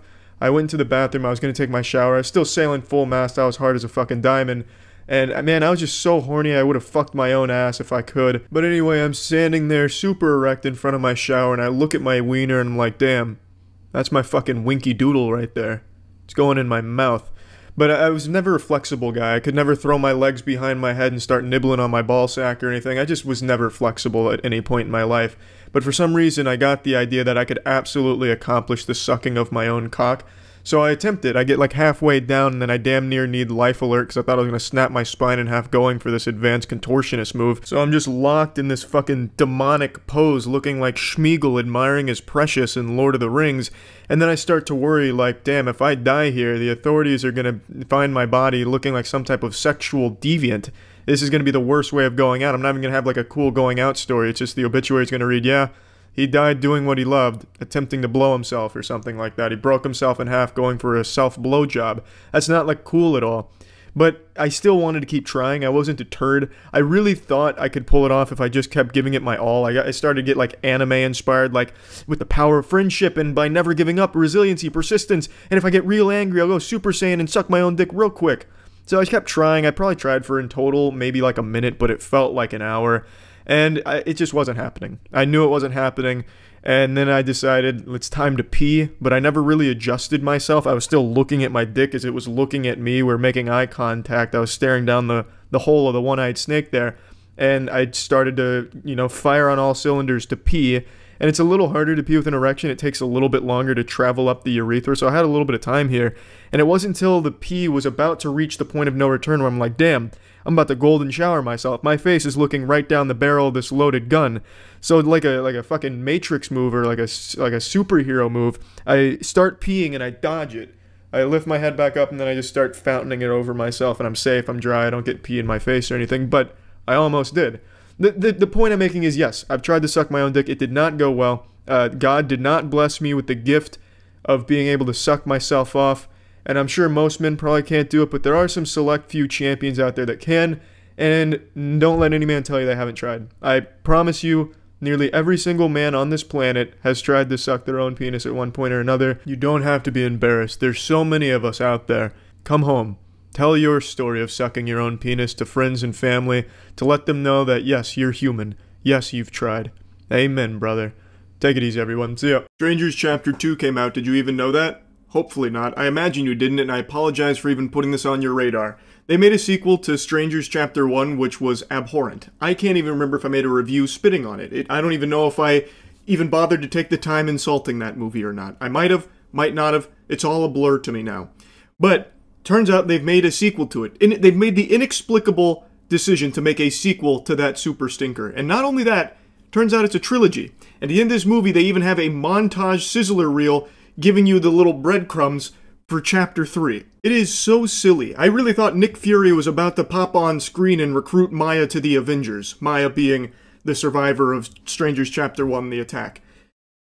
I don't say this lightly, but we might be witnessing the worst trilogy in horror movies.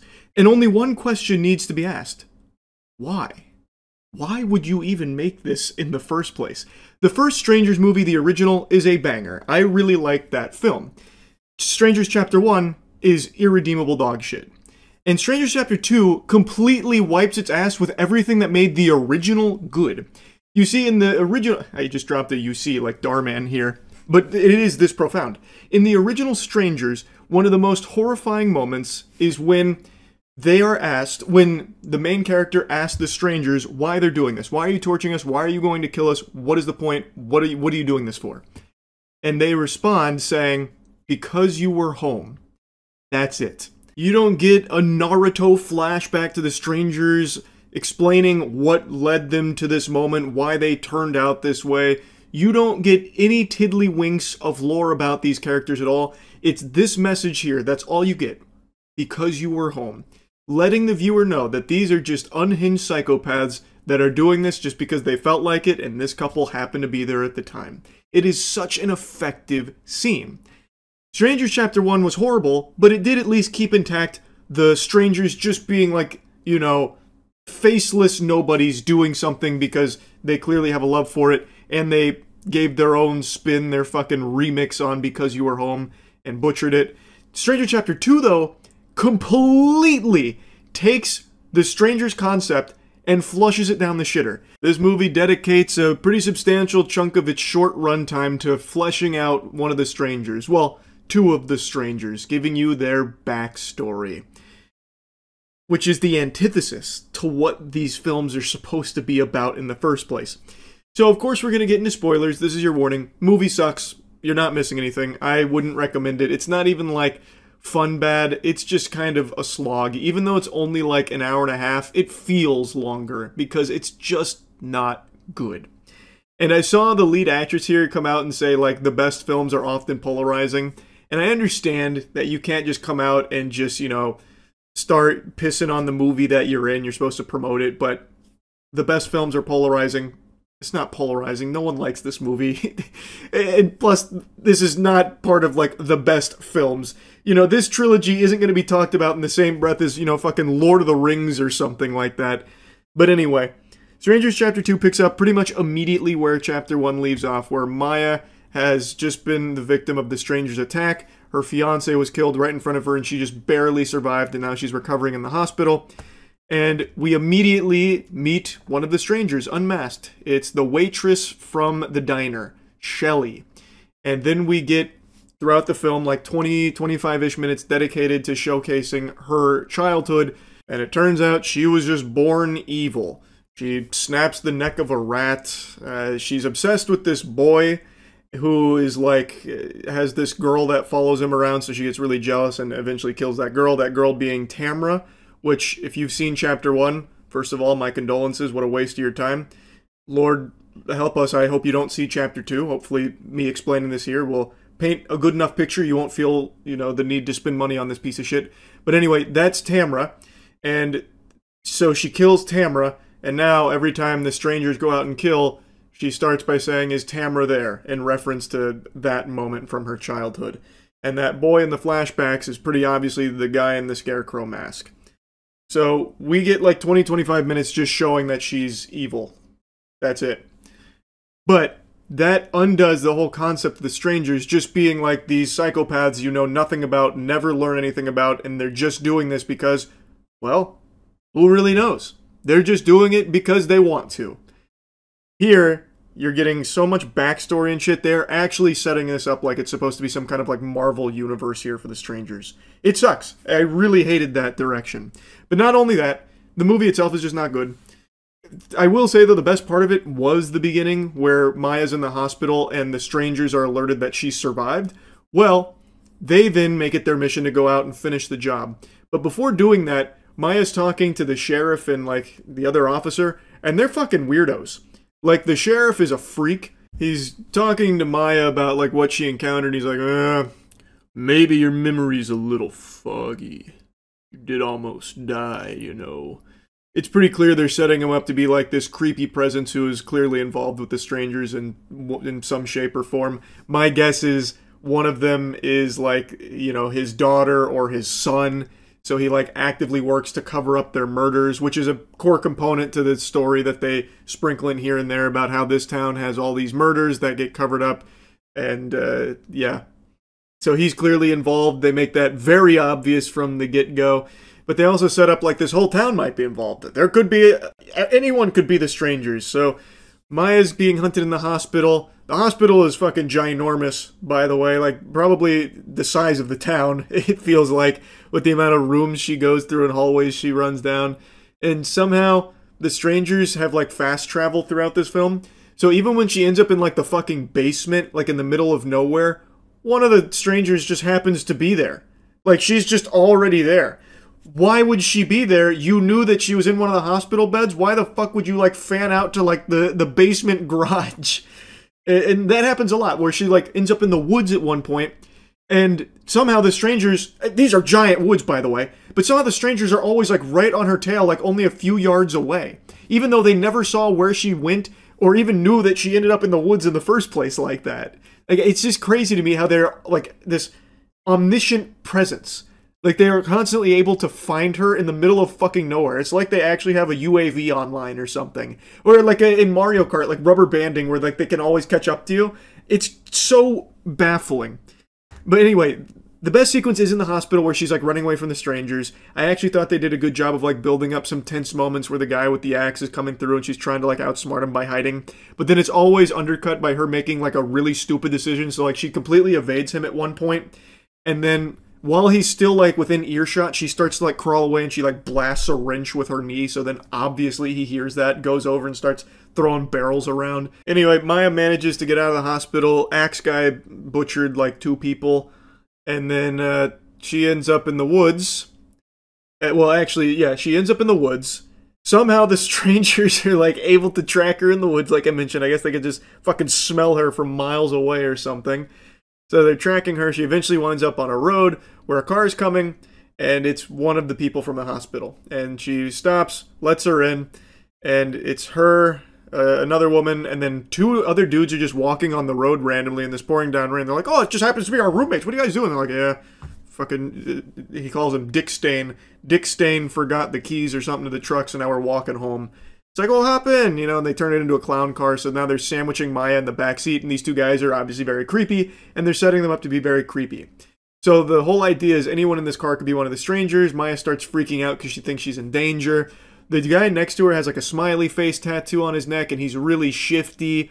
It's very clearly trying to nudge the viewer that this is probably the Scarecrow, and I thought it was a red herring, but I'm actually pretty sure it is just the main Scarecrow guy, because at the end of the film, the big reveal, like with the Tamara flashback, is Shelly and that boy draw a smiley face out of blood, out of Tamara's blood, and this guy just happens to have that same smiley face tattoo on his neck.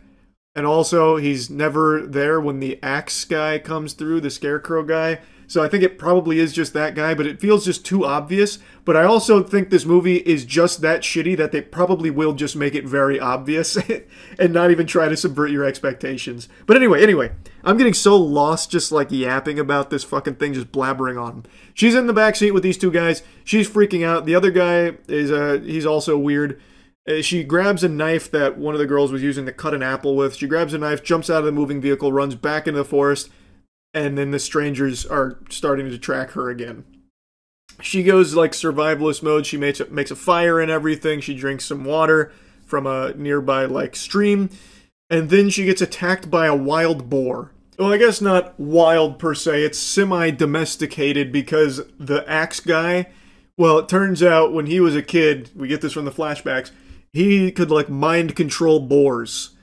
I say mind control, but like he's able to, he's like the boar whisperer, so he can like talk to the wild pigs and have them do his bidding.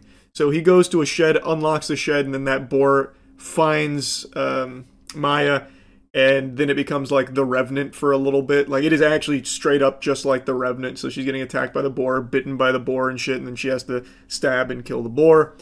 She does. She's extremely injured, again, because obviously she just got attacked by this fucking boar. But she's able to muscle her way through the forest and end up back at the house from the Chapter 1 film. It's all cautioned off because there was a grisly murder that happened there, but she's able to take some refuge in there, for all of like 45 seconds, and then some guy shows up, and it turns out he like shows her a badge. He's internal affairs who's investigating the sheriff for his like covering up of all the murders that are happening in town. He just comes out of nowhere, by the way. I don't know why he ended up at this house. No one is at this house. It's all cautioned off. I don't know why he wouldn't go to like the town and like the police station itself to conduct like the investigation and everything. But he just randomly ends up at this house. He finds Maya, immediately recognizes that Maya is one of the victims. Like, oh my god, I'm gonna help you. I'm gonna do everything I can to help you. Here, get in my truck. We're gonna get into town. And then as she gets in the truck, he gets sniped by a crossbow from one of the strangers. So he was in actually maybe like 15 seconds worth of film there. So now she has a truck, she drives away, but it got hit by a crossbow, and now it's like breaking down, and it crashes, well, it runs out of juice right at the house from that woman from before, and the roommates and everything. It's their house. So she collapses at the door, they stitch her up, fix her, get her back together, and then that guy with the smiley face tattoo, his name is Gregory, and this guy is like the biggest, I cannot stress this enough. He is like what a Redditor thinks is cool. He is so fucking cringe. I had to write this down. I didn't take too many notes during this movie because it's just so bland and boring. But Gregory is bafflingly cringe.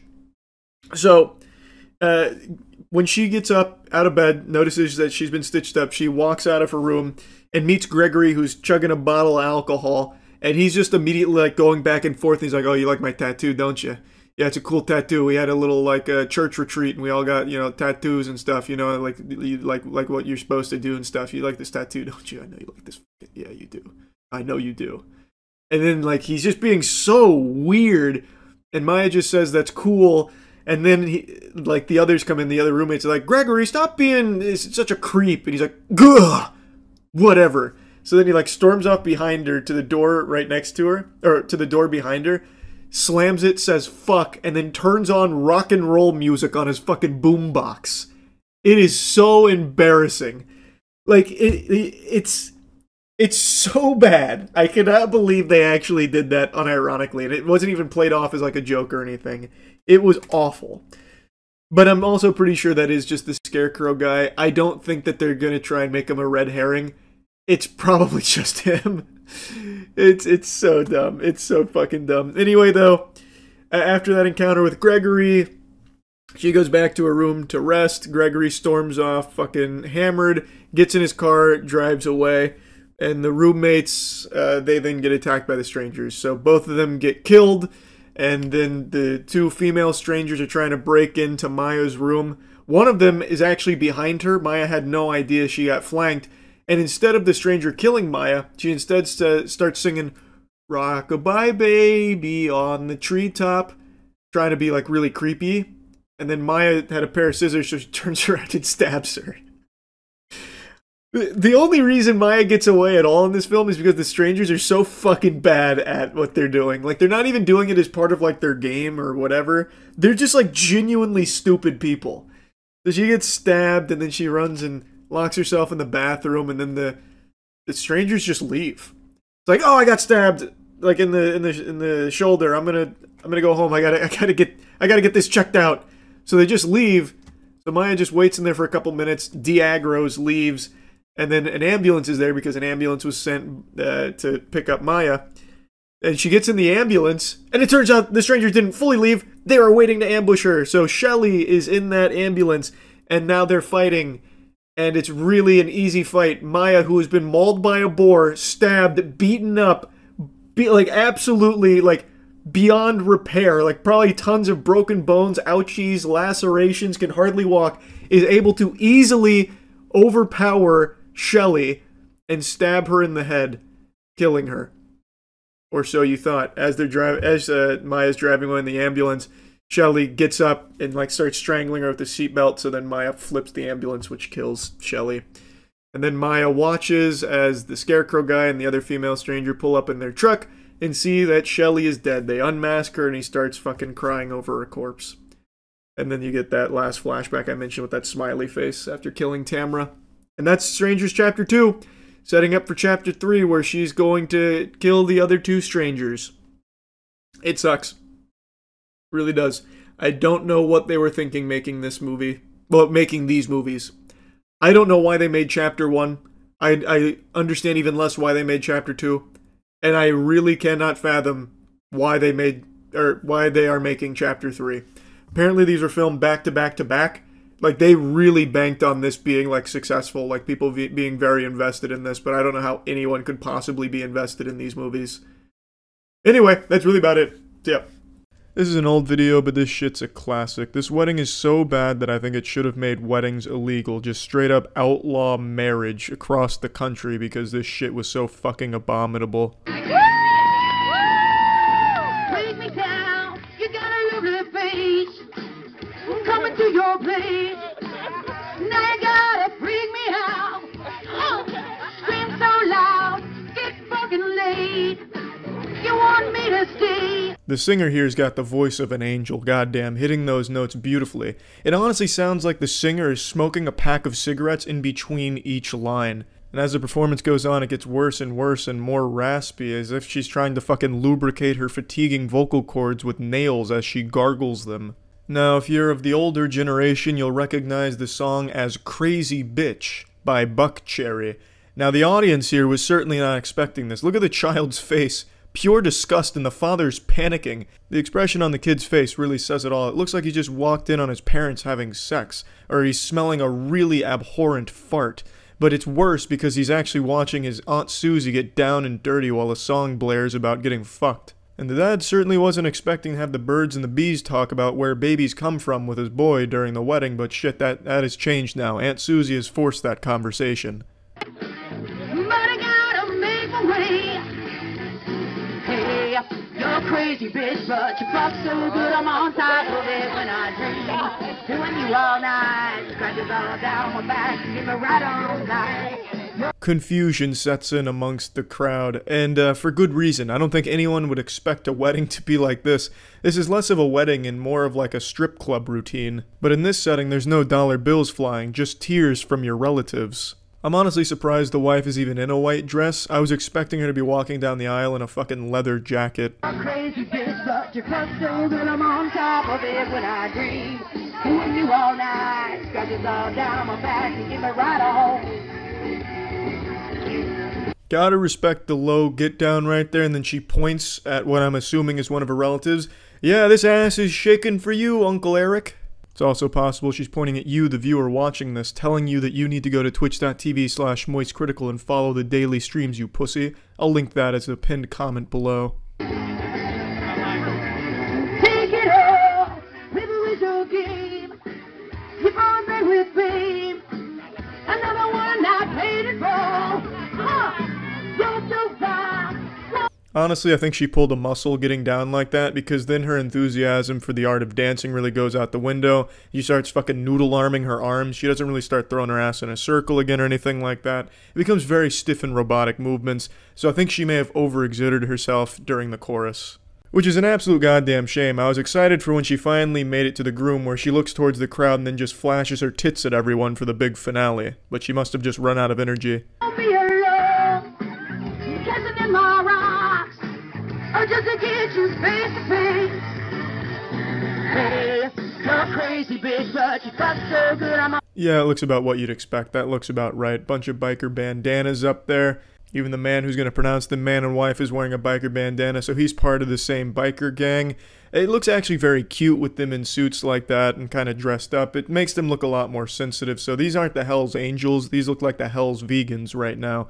And I respect that. I respect them getting dressed up, but still holding a piece of the biker culture. On top of it when I dream, doing you all night, scratches all down my back, give me right all night. You're a crazy bitch, but you fuck so good I'm on top of it when I dream. Doing you all night, scratches all down my back, give me right on. That's where the video ends, but I can imagine where it goes from there. They say I do. The wife slams 2 beer bottles together like Stone Cold Steve Austin and just chugs them both right there. Tosses a bouquet of Budweiser into the crowd. She then sails away on the Harley Davidson with her husband, and they live happily ever after. I know I kind of made fun of this whole thing as well. I think everyone should. This is not how you do a wedding. It's pretty disrespectful for your family to have to sit there and listen to crazy bitch and all that. I think that's just a bit out of place and odd. But as long as they're happy, that's what's important. But stop having your fucking weddings outside. I can't stress that enough. Outside weddings suck for everyone there. That's it. See ya. Watch Tyler 1. I'm busy. Can't you see this man's blowing into a coconut? I feel like he's trying to summon Hellboy or Bloody Mary. Oh, baby, he's got a tool belt. His Batman utility belt of sound healing equipment. I didn't expect that. Robbed at gunpoint. He started deflecting bullets with his healing fork. I guarantee it. This man's gonna spring up from the bed thinking he's going into battle. Need you, Starburn side! Look at that beautiful technique. Stirring up the bad chakra and throwing it away. It's not pee.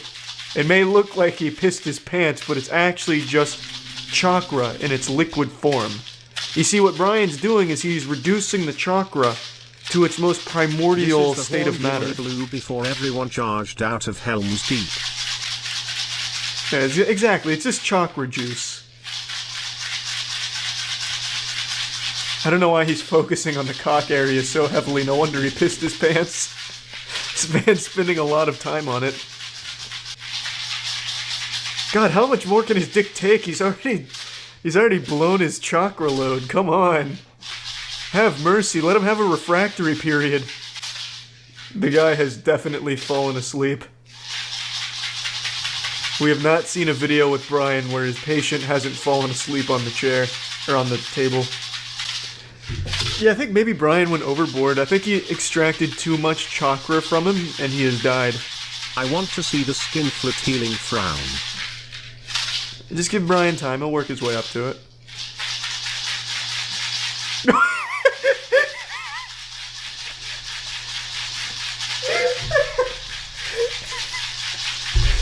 And in one fatal mistake, Brian has just taken all of the bad chakra and put it right back in him. I hope he just starts hitting his head like a fucking caveman with his club. Exactly, just start fucking playing his skull like a snare drum. Man, fucking sound healing is intense. It takes a lot of time and effort. We're 6 minutes in, it feels like it's been an hour.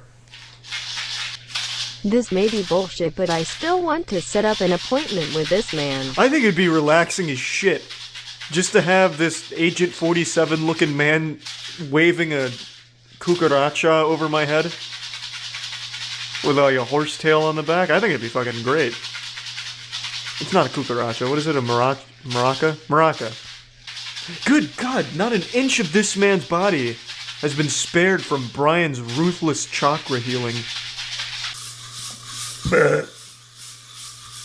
All of us are gonna feel so fucking silly when this old man stands up and he's 20 years younger thanks to the sound healing. And he's got huge muscles, like bulging muscles. What types of food would you suggest for a nutritionally complete diet while on a budget? Trying to lose weight, but everyone I talk to keeps rambling about starvation mode. Yes. Honestly, I wouldn't even recommend food. I'd recommend sound. And I'd recommend at least 1,111 Oak Vibes if you can afford that kind of investment, and you should get yourself pretty jacked in like a month maybe. But I think you should just transition away from corporeal desires and like hunger and move towards sound for all your nutritional needs. Oh, it's a tag team match. It's gonna lead to an overstimulation. I can see her getting healthier.